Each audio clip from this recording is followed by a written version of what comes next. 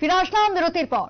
সংসদ হামলার পরেই এবার এনআইএ অভিযান। আর একবার জানিয়ে রাখি, সংসদ হামলা গত বুধবার এবং তারপরে এবার সক্রিয় রয়েছে এনআইএ। এনআইএর অভিযান শুরু হয়েছে। 4 রাজ্যে অভিযান চালিয়েছে কেন্দ্রীয় গোয়েন্দা সংস্থা, যার মধ্যে বিহার রয়েছে, ঝাড়খণ্ড, মধ্যপ্রদেশ এবং দিল্লিতে অভিযান চালায় এনআইএ। ইতিমধ্যে 2 মাওবাদীকে গ্রেপ্তার করেছে।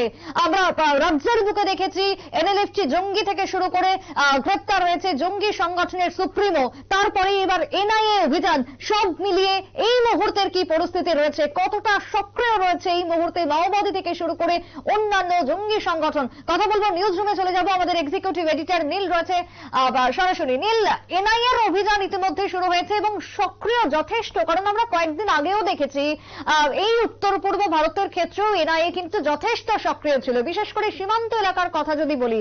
তারপরে আজকের কি খবর তোমার কাছে রয়েছে? দেখো, দিল্লি, ঝাড়খণ্ড, বিহার এবং মধ্যপ্রদেশ, মূলত ভারতের এই 4 রাজ্যে আজকে কিন্তু এনআইএ হানা হয়েছে। এনআইএর এই যে তল্লাশি, সেই তল্লাশি অভিযানে এখনো পর্যন্ত 2 জনকে গ্রেপ্তার করা হয়েছে, বেশ কিছু অস্ত্রশস্ত্র উদ্ধার হয়েছে। তবে সংসদ হামলার পরে এনআইএর যে তল্লাশি অভিযান, সেই তল্লাশি অভিযান কিন্তু অনেকটাই বাড়িয়ে দেওয়া হয়েছে। তার কারণ হচ্ছে, সংসদ হামলাতে যে সমস্ত 7 জনের নাম উঠে এসেছে, তারা একেবারেই তাদের যে প্রথম সারির যে নেতা, সেই প্রথম সারিতে নেতাদের নামের সঙ্গে কিন্তু মাওয়িস্টদের একটা লিঙ্ক পাওয়া গেছে। অর্থাৎ যে সমস্ত এখনো পর্যন্ত গ্রেপ্তার করা হয়েছে, তাদের নাম হচ্ছে, আমি একটু যেটা জানাতে চাইছি দর্শকদের, যে সূত্র মারফত খবর পাওয়া পর্যন্ত নিষিদ্ধ মাওবাদী সংগঠন People's Liberation Front of India অর্থাৎ PLIF এর গোপন ডেরায় অভিযান চালিয়েছে এনআইএ। এবং সেই জায়গা থেকে যেটা উদ্ধার হয়েছে সেটা হচ্ছে ভারতীয় সেনার পোশাক উদ্ধার হয়েছে, অস্ত্র উদ্ধার করা হয়েছে, গ্রেপ্তার করা হয়েছে 2 সন্দেহভাজন জঙ্গিকে। এনআইএ সূত্রের খবর, ঝাড়খণ্ড লিবারেশন টাইগার্স নামে পরিচিত PLNF আদতে সিপিআই মাওবাদীর একটা দলছুট সংগঠন, এবং এই গোষ্ঠীর বিরুদ্ধে ব্যবসায়ী এবং বাণিজ্যিক প্রতিষ্ঠানদের কিন্তু হুইপ জারি করে টাকা তোলার কিন্তু একটা অভিযোগ বহুদিন ধরেই এনআইএর কাছে এসছিল। এবং দিল্লির মোট 23টি ঠিকানায় এখনো পর্যন্ত, আজকে সকাল থেকে 23টি ঠিকানায় এখনো পর্যন্ত মোট করা হয়েছে। পরিস্থিতি খতিয়ে দেখছে এনআইএর আধিকারিকরা, এবং সেইখান থেকে বেশ কিছু অস্ত্রশস্ত্রও কিন্তু ইতিমধ্যেই উদ্ধার করা হয়েছে বলে এখনো পর্যন্ত জানা গেছে। এছাড়া তোমায় যদি আমি জানাই, তাহলে এখনো পর্যন্ত যে এনআইএর আপডেট আমি তোমাকে দিচ্ছি, সদ্য এনআইএর যে আপডেট আমার হাতে এসে পৌঁছেছে, সেই আপডেটই আমরা দর্শকদের দিচ্ছি। মোট দিল্লির 23টি জায়গায় কিন্তু এনআইএর আজকে হানা হয়। সেইখানে কিন্তু অনেক কার্তুজ কিন্তু উদ্ধার হয়েছে বলে এখনো পর্যন্ত জানা যাচ্ছে। এবং শুধু কার্তুজ নয়, বেশ কিছু অস্ত্রশস্ত্র উদ্ধার হয়েছে, যেগুলিকে কিন্তু অত্যন্ত গুরুত্বপূর্ণ আজকের এই এনআইএর অভিযানে। মূলত বিহার, ঝাড়খণ্ড, পশ্চিমবঙ্গ, এই 3 রাজ্যের সীমান্তবর্তী জায়গাতে কিন্তু একটা মাও সংগঠনগুলির একটা বাড়বাড়ন্ত রয়েছে। সেই জায়গা থেকে আজকের এই যে হানা অত্যন্ত তাৎপর্যপূর্ণ, কারণ সামনেই 2024 সালের লোকসভা নির্বাচন। সেই লোকসভা নির্বাচনের আগে এই যে হানা, সেই হানাতে অন্তত বেশ কয়েকজন প্রথম সারির মাওয়িস্ট লিডারদের সন্ধান পাওয়া গেছে। এবার আমি তোমাকে বলি যে এনআইএ হানা একটু হয়তো অসুবিধা হচ্ছে সুপ্রীতি, কারণ এনআইএর যে এখনো পর্যন্ত যেটা জানাচ্ছে সেটা হচ্ছে যে এনআইএ সূত্রের খবর, ঝাড়খণ্ডের গুমলা, রাঁচি, সিমডোম, খুঁটি, পামলু, পশ্চিম সিংভূম জেলার মোট 19টি জায়গায় তল্লাশি অভিযান হয়েছে। এছাড়াও দিল্লির 2টি ঠিকানা এবং মধ্যপ্রদেশের সিধি এবং বিহারের পাটনাতে হানা দেয় হচ্ছে তদন্তকারীরা।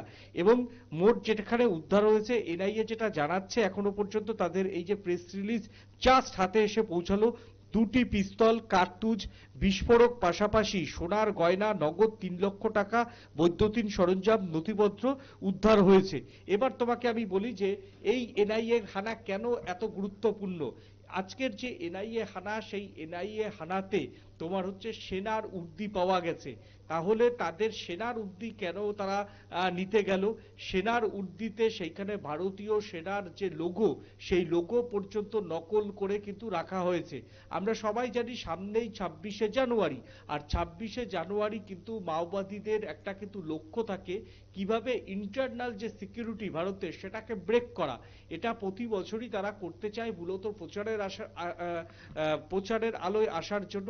তার কারণ হচ্ছে পশ্চিমবঙ্গের ঝাড়গ্রাম জেলাতে কিষাণজি মারা যাওয়ার পর সেইভাবে কিন্তু বিহার, ঝাড়খণ্ড, উড়িষ্যা এবং পশ্চিমবঙ্গ, এই 4 রাজ্যে মূলত যে জঙ্গলমহলের জায়গাগুলি রয়েছে সেইখানে মাওবাদীরা কিন্তু বড় কোনো উপস্থিতি দেখাতে তারা পারেনি।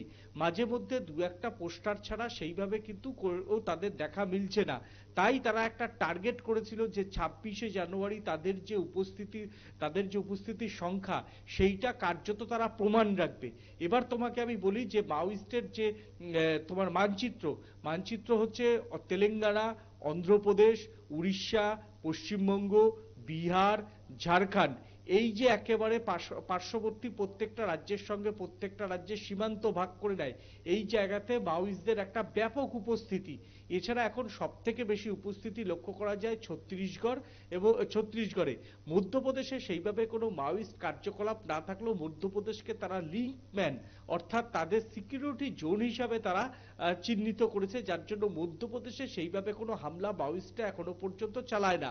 বস্তার, সুকমা, এই জায়গাগুলি হচ্ছে ছত্তিশগড় কিন্তু মাওয়িস্টের একদম এই মুহূর্তে স্বর্ণভূমি যাকে বলা হয়।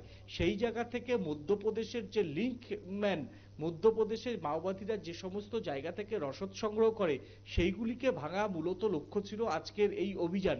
তার জন্য মধ্যপ্রদেশের দুটো জায়গায় হচ্ছে হানা দিয়েছে। দিল্লির যে কারণ, দিল্লিতে হচ্ছে মাওয়িস্টদের সমর্থনে আমাদের দেশে কিন্তু বেশ কিছু বুদ্ধিজীবী রয়েছে যারা বামপন্থায় বিশ্বাসী। তারা কিন্তু বিভিন্নভাবে মাওয়িস্টদের কিন্তু সমর্থন করে, কখনো তাদের সম্পর্কে বিভিন্নভাবে প্রচার করা, তাদের মতাদর্শ প্রচার করা, সুপ্রিম কোর্ট সহ অন্যান্য কোর্টগুলিতে আইনজীবী দেওয়া একটা এই সমস্ত বুদ্ধিজীবীদের কাজ। পাশাপাশি এই বুদ্ধিজীবীরা কিন্তু মাওয়িস্টদের সমর্থনে তারা কিন্তু দেশ জুড়ে প্রচার চালায় বিভিন্ন কৌশলে। সেই জায়গাতে দিল্লিতে কিন্তু বহু বুদ্ধিজীবী তারা কিন্তু মাওয়িস্টদের একটা সমর্থন দেয়, চিকিৎসা থেকে আরম্ভ করে মাওয়িস্টরা যাতে যে সমস্ত মাওয়িস্ট সিপিআই যে বড় বড় লিডার্সরা আছে তারা যাতে দিল্লিতে আসতে পারে তার জন্য দিল্লিতে এই সমস্ত বুদ্ধিজীবীরা শেল্টার দেয়। সেই সমস্ত বুদ্ধিজীবীদের ডেরাতেও আজকে কিন্তু এনআইএ হানা দিয়েছে। সেই হানা দেওয়াতেই কিন্তু এই যে তোমাকে পড়ে বলছিলাম যে সমস্ত জিনিসগুলো উদ্ধার হয়েছে, অর্থাৎ সোনা উদ্ধার হয়েছে, টাকা উদ্ধার হয়েছে, গয়না উদ্ধার হয়েছে, পিস্তল উদ্ধার হয়েছে, একাধিক জিনিসপত্র নথিপত্র উদ্ধার হয়েছে। পাশাপাশি তোমাকে যদি বলে রাখি যে বিহার এবং ঝাড়খণ্ড কিন্তু অত্যন্ত গুরুত্বপূর্ণ। আমি ঝাড়খণ্ডে যেমন একটা দেখছিলাম যে মাওয়িস্টদের সংগঠনও কিন্তু বহুদিন অ্যাকশন না করার জন্য তাদের সংগঠনে একটা মতাদর্শগত ভাবে ফাটল ধরেছে। সেই জায়গায় একটা দলছুট গোষ্ঠী জন্মেছে বিহার, ঝাড়খণ্ডে। তারা যে কোনো মুহূর্তে হামলা করার কিন্তু প্রস্তুতি নিচ্ছিল। তারা মাওয়িস্টদের এমনি চরমপন্থী বলা হয়, তারা আরো চরমপন্থী। তারা কোনো কিছু পরোয়া না করে হামলার জন্য একটা প্রহর গুনছিল। সেটার জন্য 26শে জানুয়ারিকে টার্গেট করেছিল এই সমস্ত মাওয়িস্ট লিডাররা। 26শে জানুয়ারির জন্যই তারা কিন্তু সেনার পোশাক তারা কিন্তু দখল করেছিল। সেনা পোশাক পরে তারা 26শে জানুয়ারির যে কুচকাওয়াজ, সেই কুচকাওয়াজে হামলার মতো কিন্তু একটা বড় প্রস্তুতি কিন্তু নিয়ে রাখছিল, এবং সেই প্রস্তুতি যে নিচ্ছিল সেটা কিন্তু আজকের যে এনআইএ হানায় যে উদ্ধার সামগ্রী সেটা দেখেই কিন্তু বোঝা যাচ্ছে। এখন প্রশ্ন হচ্ছে বিহার, ঝাড়খণ্ডেও রাজ্য স্তরে প্রজাতন্ত্র দিবসের কুচকা আওয়াজ পালন হয়, আবার দিল্লিতেও পালন হয়। কোন জায়গাতে হামলা করছিল, সেটা হামলা করার উপায় মানে তারা ফন্দি আচ্ছিল, সেটাই কিন্তু এখন তদন্ত করে এগোতে চাইছে কেন্দ্রীয় গোয়েন্দা সংস্থা। তার মধ্যে দুজনকে গ্রেপ্তার করা হয়েছে জঙ্গি সন্দেহে, তাদেরকেও কিন্তু নিজেদের হেফাজতে নিয়ে আরো বেশি করে তদন্ত করতে চাইছে কেন্দ্রীয় গোয়েন্দারা। কারণ তাদের মাথায় একটাই চিন্তা, 26শে জানুয়ারি সমস্ত রকম যে নিষেধাজ্ঞা, সেই নিষেধাজ্ঞাকে উড়িয়ে যাতে বিহার, ঝাড়খণ্ড সহ যে সমস্ত রাজ্যে মাও আতঙ্ক রয়েছে সেই সমস্ত রাজ্যগুলিতে যাতে 26শে জানুয়ারি প্রজাতন্ত্র দিবসের কুচকা আওয়াজ হয়, তার জন্যই কিন্তু মাওবাদী দমনে কিন্তু অতি সক্রিয় হয়ে পড়েছে এবার কেন্দ্রীয় গোয়েন্দা সংস্থা এনআইএ। দেখো নীল, আমরা সেনা প্রধান বা সেনা কর্মীরা যারা রয়েছেন তাদের সঙ্গে কথা বলে জানতে পারি যে স্পেশাল যে দিনগুলো রয়েছে সেই দিনগুলোতে যাতে অধিক নিরাপত্তা রাখা হয়, বিশেষ করে এই কথা বলে থাকেন অনেকেই। কিন্তু তারপরও কি বর্তমানে মনে হচ্ছে যে জঙ্গি কার্যকলাপ বা এই যে মাওবাদী ক্রিয়াকলাপ অত্যন্ত সক্রিয় হয়ে উঠেছে বর্তমানে দেশ জুড়ে? দেখো, মাওবাদী কার্যকলাপ সেইভাবে সক্রিয় হয়নি, তবে মাওবাদীদের যে লিডার্স, নেতৃত্ব, মাওবাদীর এখন নেতৃত্বহীনতায় ভুগছে। গণপতি, গণপতি বাপ্পা, কিষাণজি, বেণুগোপাল, ছন্দা মাহাতো, এই যে প্রথম সারি যারা মাও অ্যাকশন স্কোয়াডের নেতৃত্বে ছিল, সুচিত্রা মাহাতো, তারা কেউ মারা গেছেন, কেউ বয়সের ভারে তারা অস্ত্র ছেড়ে দিয়ে আত্মসমর্পণ করেছেন। তাদের হাতে কিন্তু স্কোয়াডের দেওয়ার, অর্থাৎ অ্যাকশন মুডে যাওয়ার, অ্যাকশন মুডে গিয়ে হামলা করার মতো সেইভাবে কোনো নেতা বা সেইভাবে কোনো তাদের কিন্তু কমান্ডার এই মুহূর্তে তাদের কাছে নেই। তাই তারা কিন্তু হামলা করতে পারছে না। তবে মাওবাদী যে দর্শন সেটা শেষ হয়ে গেছে, সেটা কিন্তু বলা একবারেই যাবে না। যারা বলছেন তারা হচ্ছে গণ্ডমূর্খের স্বর্গে বাস করছেন। মূলত পশ্চিমবঙ্গ, বিহার, ঝাড়খণ্ড, উড়িষ্যা, এই প্রত্যেকটি রাজ্যে মাওবাদী কার্যকলাপ বা মাওবাদী বুদ্ধিজীবীরা কিন্তু এখনো সক্রিয়। বরঞ্চ তারা বেশি করে যে মাওবাদীদের যে বিচারধারা, সেই বিচারধারা প্রচার করতেই কিন্তু তারা ব্যস্ত। এখন হচ্ছে যারা চরমপন্থী তারা সেইভাবে অ্যাকশন করতে পারছে না, কারণ তাদের নেতৃত্ব নেই। এবং যেভাবে পুলিশের সাঁড়াশি অভিযান, সিআরপিএফ এর সাঁড়াশি অভিযান চলছে, সেই জায়গাতে তারা অনেক কোণঠাসা শুধুমাত্র ছত্তিশগড় বাদে। এবং একসময় জানি আমরা উড়িষ্যাও কিন্তু কন্ধমাল জেলা মাওবাদীদের জন্য কিন্তু বিখ্যাত ছিল, এবং সেখানেও কিন্তু এই লাস্ট 3 থেকে 4 বছর কোনো বড় অ্যাকশন কিন্তু মাওবাদীরা নিতে পারেনি। অর্থাৎ তারা কিন্তু নেতৃত্বহীনতায় ভুগছে।